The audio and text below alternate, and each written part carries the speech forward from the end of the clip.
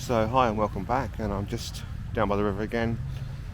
I've got I had 3 rolls of Velvia and I'm on my last roll of Velvia now, and I'm hoping to get this up within a week, get the slides developed and stuff. Velvia's not something I won't be able to afford, I don't think. These rolls were given to me, so I honestly don't think I'll be using Velvia again unless I become exceedingly rich or it becomes less expensive. Anyway, just another little story is I went into a camera shop in London. I won't name the camera shop. I will never be going in there again. I'll tell you roughly where it is. It's near Victoria Railway Station, so that may give you a hint of where I'm talking about if you're in the UK. Went in, I was looking to buy some film, just some black and white film, but I had in my mind that I was going to buy myself Yashica Mat 124G, and they had one in there for nearly 500. I can't remember which it was now. Was it 200? Anyway, it was quite a few pennies. And anyway, so I go into the shop and I'm greeted by this young man first, and we're talking away, and someone could get some film. And then I was talking about the fact I did the test on the APX, RPX, and Kentmere, and so they're very, very similar. And then this older man said to me, "RPX is only 25 ISO." And I said, "It isn't." He goes, "Yes, it is." And I'm like, "Oh, well, that's nice." This is one of the people who I guess owns or runs the shop. And yeah, that didn't go down too well when he was actually serving someone else at the time we're talking about this. So it was kind of a bit odd that he butted into my conversation when he was meant to be selling a camera to another customer. Anyway, so we know that RPX 100 does exist. It is a real thing. And then I was trying to look at the film they had, which was behind the counter, and there was one of the members of staff in the way.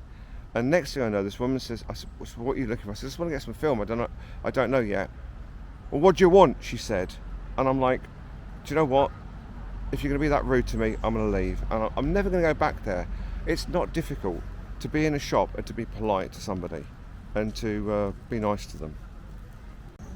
So I've got my Cosmogon lens and I put it on my Praktica MTL 5, and I'm just going to set the last film on here. And you know, with the MTL 5 you can get really, really accurate exposure.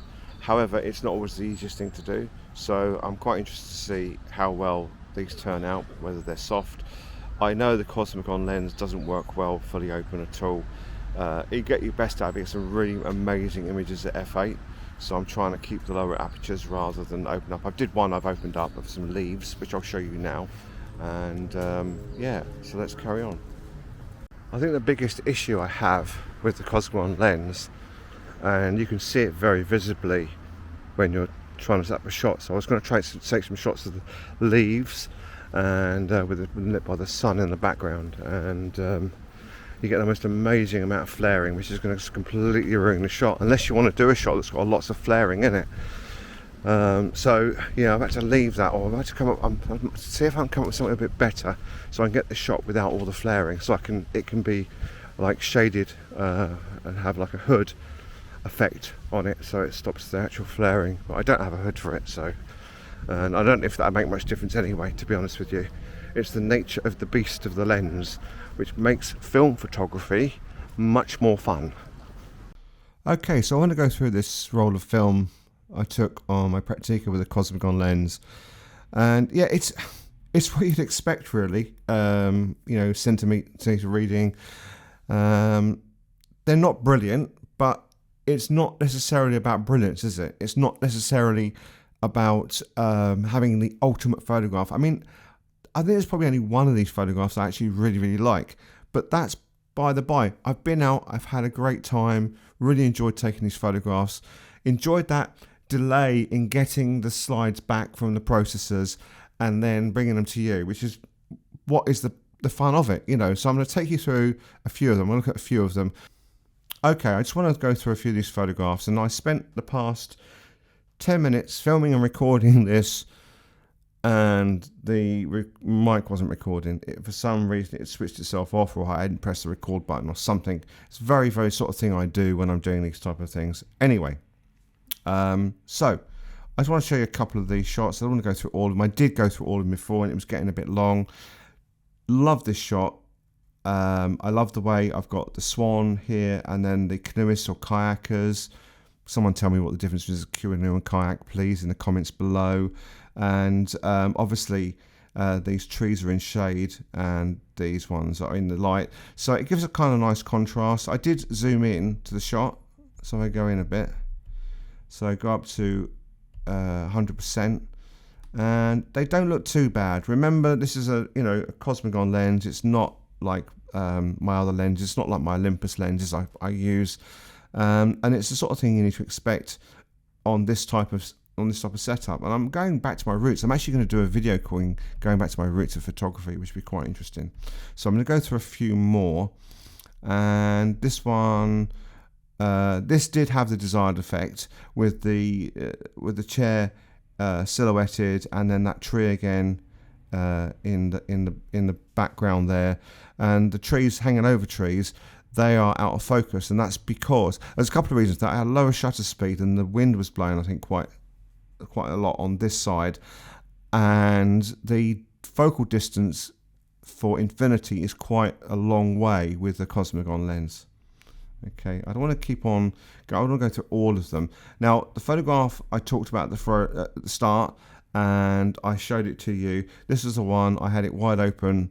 I think it was at f2, and got the shot of the leaf, and seeing all the swirly background out of focus, which is very much common of the Helios and the Cosmogon lens. Although they're the same lens, one is designed slightly differently as it functions. So that's the difference. But anyway, you can see that. Now, sometimes the swirly background can be really quite a good effect. On this shot, I don't think it really is. So we're going to move forward now. There was a shot where I took some couples walking, and yeah, it's not really worked.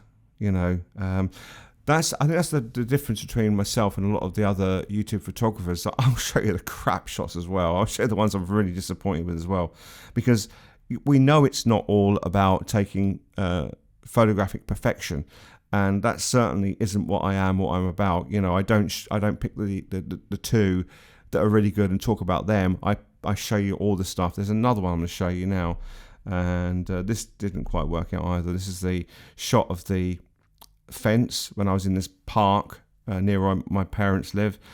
And yeah, the bars are out of focus, and then the yellow, yeah, so it was just it didn't really work. However, I bet if I converted that to black and white, that might work quite well. We'll have to do that. And there was a few shots I took of this sign. Now, here's one of them about no dogs allowed or something like that. And I think it's slightly out of focus. So we'll zoom in and have a look. Yeah, that's out of focus. And the likelihood is that's more camera shake than me not focusing it properly. I think I was down to 60th of a second and below when I was doing some of these shots. But you've got this lovely drop off in the background as well, and it starts to swell, which is quite good. And I did another shot of it, which actually came out better, which is this one.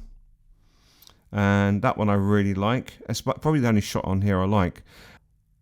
I know people pick different shots that they like of mine and the ones that I like, but I really like this one. And this one, the focus isn't too bad. So going to that one. And that's really, really quite nice. Now remember, these have been scanned by myself to save money. I basically took photographs of the slides with my digital camera. Okay, and there was a close-up one. And that's quite nice as well. That's quite sharp. And yeah, and again, the sun is actually the other side of this, so it's done really, really well. It's working in the shade. I can't remember what the shutter speed and aperture was of this, but it's come up quite well. Again, this would probably make a nice black and white photograph. Let's have a look at a couple more. I was trying to get these single leaves as well. That's come up quite nice. It's, as I say, you can see why the lens is, that's not brilliantly sharp. But I think I was probably open up at f4 or something and running at 60 a second, so that's what you can expect. I don't believe in just putting expensive film in expensive cameras. I just think it's more creative to just go out there and and try what you can with what film you can. You know, I love going out my Olympus trip, my friend's Olympus trip. Anyway, but look at the background on that. On this here, the mixture of the colours. That's really, really lovely, you know. Okay, I'll show you one. Let's have a look at one more. So which one should we look at? We will look at this one here before I go. And again, golden yellow background with the leaves in the front again, this one's slightly soft, but still really, really nice burst of colours. Anyway, hope you enjoyed that. Don't forget to like, comment, subscribe. Buy me a coffee you can, and I will see you in the next video.